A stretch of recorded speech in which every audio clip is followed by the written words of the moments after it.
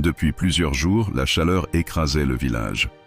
Les panneaux solaires fonctionnaient à plein régime, mais une inquiétude grandissait. La batterie principale montrait des signes de faiblesse.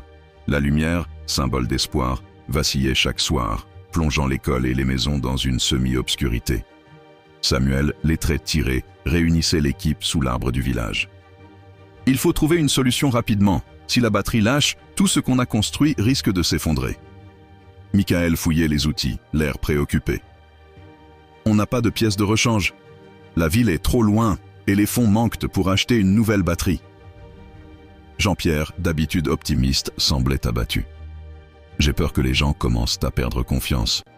On a promis la lumière, et voilà qu'elle s'éteint. » Le soir, l'ambiance était tendue. Certains habitants murmuraient leur mécontentement. D'autres accusèrent l'équipe d'avoir mal prévu les choses. Marlene, qui avait tant donné depuis le début, essaya de calmer les esprits.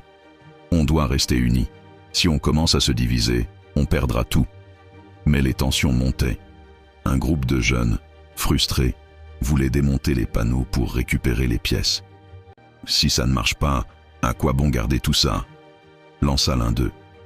Nadia, bouleversée, tenta de raisonner le groupe. « Ce projet est à nous tous. Si on détruit ce qu'on a bâti, c'est notre avenir qu'on abîme. » Samuel sentit le poids de la responsabilité. Il se remit en question, se demandant s'il avait mené le village dans une impasse. Cette nuit-là, il dormit mal, hanté par le risque de voir la solidarité s'effondrer. Au petit matin, un orage éclata. Les habitants se réfugièrent dans l'école, la seule pièce encore éclairée par la dernière lueur de la batterie. Dans la pénombre, Samuel prit la parole, la voix tremblante mais déterminée. « On traverse une crise, mais c'est dans les moments difficiles que la vraie solidarité se révèle.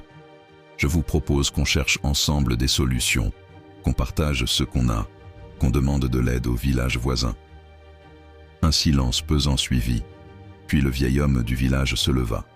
« J'ai connu des temps bien plus durs. On s'en est toujours sorti en restant soudés. » Peu à peu, les habitants se mobilisèrent. Certains proposèrent d'organiser une collecte pour acheter une nouvelle batterie. D'autres suggérèrent de rationner l'électricité, d'utiliser la lumière seulement pour l'école et les urgences. Marlene partit à pied vers le village voisin pour demander de l'aide.